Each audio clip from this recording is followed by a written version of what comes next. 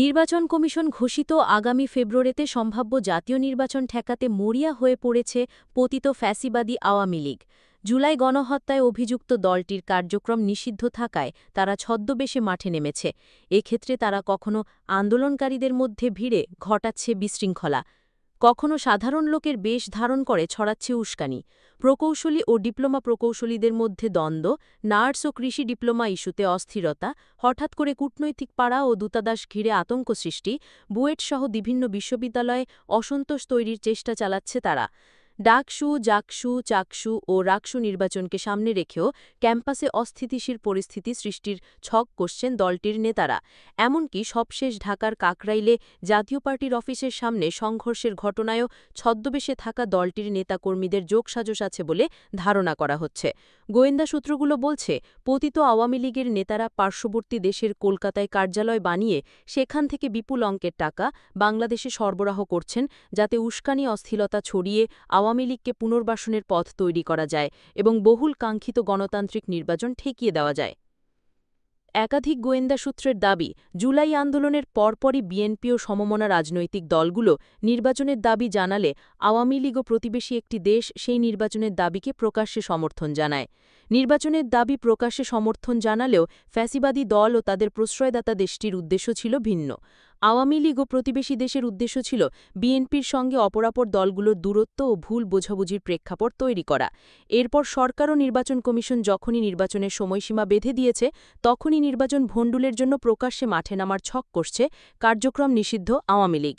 প্রায় ১,৫০০ ছাত্র জনতা হত্যায় অভিযুক্ত দলটি চায় যে কোনোভাবে নির্বাচন ঠেকাতে।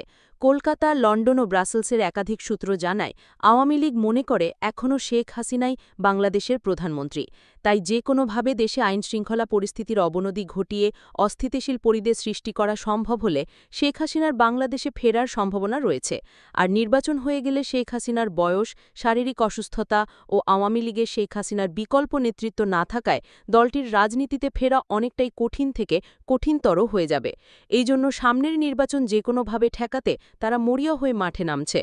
আওয়ামী লীগ ও গোয়েন্দা সংস্থার একাধিক সূত্র জানা গেছে, মঞ্চ ৭১ নামে নতুন উদ্ভূত সংগঠন, বিভিন্ন সাংস্কৃতিক প্ল্যাটফর্ম, মুক্তিযোদ্ধা ইস্যু ও চলমান ছাত্র সংসদ নির্বাচন সহ নানান ইস্যুকে কাজে লাগিয়ে আন্দোলনের মাধ্যমে আগামী শীতে দেশে বড় ধরনের অরাজকতা তৈরির পরিকল্পনা করছে দলটি।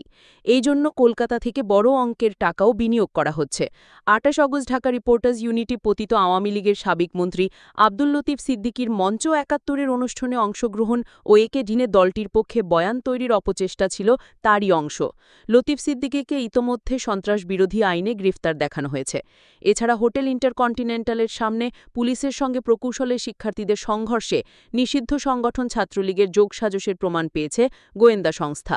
ছাত্রলীগের বুয়েট ও ঢাকা মহানগর দক্ষিণ এবং সারা দেশ থেকে পালিয়ে ঢাকায় অবস্থান করা ছাত্রলীগের নেতাদের সেই আন্দোলনে দেখা গেছে। গোয়েন্দারা পুলিশের উপর পরিকল্পিত হামলা ও শিক্ষার্থীদের উস্কানিদাতা ছাত্রলীগের নেতাদের শনাক্তের কার্যক্রম শুরু করেছেন। সূত্রমতে নিষিদ্ধ ছাত্রলীগের সাবেক নেতা রিপন রোটন ও সোহাগ রাজমল কমিটির সাবেক কিছু নেতাকে বিগত কয়েক মাস রাজপথে আন্দোলন ও মিছিলের দায়িত্ব দেওয়া হয়েছিল, কিন্তু অর্থনৈতিক সংকটে তা সফল হয়নি। বর্তমানে সেই অর্থ সংকট কেটে গেছে, তাই রাজপথে এখন নিষিদ্ধ দলটির সক্রিয়তা আগের চেয়ে বাড়ছে। গোয়েন্দা সংস্থার একাধিক সূত্র জানায়, ড ইউনূস সরকারকে বেকায়দায় ফেলতে গত বছরও সংখ্যালঘু ইস্যু, আনসার ইস্যু সহ নানান ইস্যু সামনে আনা হয়েছিল। সেগুলো সরকার কঠোর হস্তে দমন করলে এখন মুক্তিযোদ্ধা ইস্যু আবার সামনে এনে নির্বাচন বানচালের চক্রান্ত করা হচ্ছে। এ বিষয়ে জাহাঙ্গীরনগর বিশ্ববিদ্যালয়ের সরকার ও রাজনীতি বিভাগের সাবেক চেয়ারম্যান রাষ্ট্রবিজ্ঞানী অধ্যাপক ড আব্দুল লতিফ মাসুম বাংলা নিউজকে বলেন, আওয়ামী লীগ আসলে নির্বাচন বানচাল করতে চাচ্ছে। জামায়াতে ইসলামী সহ কিছু দল বিভিন্ন দাবি তুলছে, এটা সত্য। তারা আসলে মূল্যায়ন চাইছে। তাদের দাবি কিছুটা মেনে নিলেই তারা নির্বাচনে যাবে, কেননা জামায়াত সবসময় একটি নির্বাচনমুখী দল। আর যদি নির্বাচন ঠিক সময় না হয়, তাহলে দেশীয় আন্তর্জাতিক চক্রান্ত আরও বহুমুখী হবে। এটা জামায়াত ও এনসিপিও বুঝতে পারছে। তবে এনসিপি একটু সময় পেলে ওদের জন্য ভালো হতো, কিন্তু সময় তো আর নেই। দেশীয় ও আন্তর্জাতিক চক্রান্তের ব্যাখ্যায় ড লতিফ বলেন, মঞ্চ ৭১ সহ নানান আন্দোলন ও দাবি নিয়ে দেশে বিশৃঙ্খলা সৃষ্টির পায়তারা হচ্ছে।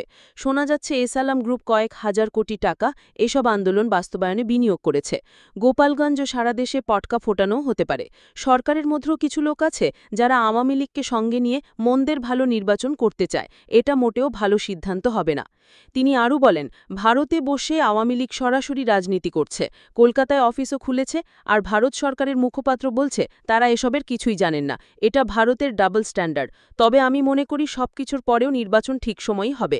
ঢাকা বিশ্ববিদ্যালয়ের রাষ্ট্রবিজ্ঞান বিভাগের শিক্ষক ড রাশেদ আলম ভূঁইয়া বাংলা নিউজকে বলেন, পতিত ফ্যাসিবাদের হাজার হাজার কোটি টাকা আছে, মিডিয়াও তাদের কিছু বুদ্ধিজীবীও আছে, সোশ্যাল মিডিয়াও তাদের। এসব ব্যবহার করে তারা নির্বাচন বানচাল বা সরকারকে প্রশ্নবিদ্ধ করার কৌশল হিসেবে ব্যবহার করছে ষড়যন্ত্রকারীরা। আর এই জন্য এখন সবকিছুকেই তারা মব বলে চালিয়ে দিচ্ছেন। ড ভূঁইয়া বলেন, সরকার যেটা পুলিশকে দমন নিপীড়নের জন্য ব্যবহার করছে না, তাই পতিত ফ্যাসিবাদ যেভাবে মাথাচাড়া দিচ্ছে, এখন যদি জুলাইয়ের পক্ষের শক্তি রাস্তায় না থাকে তাহলে সরকার তো টিকবেই না। ঢাকা বিশ্ববিদ্যালয়ের এই প্রাধ্যাপক আরও বলেন, এই সরকার আসলে নির্বাচন ঠিক সময় করে ফেলতে চাইছে। নির্বাচন দেওয়া ছাড়া তাদের আর কোনো উপায়ও নেই। তাই এখন এই চক্রান্ত কিভাবে রুখবে, সরকারের সেদিকে খেয়াল রাখা উচিত।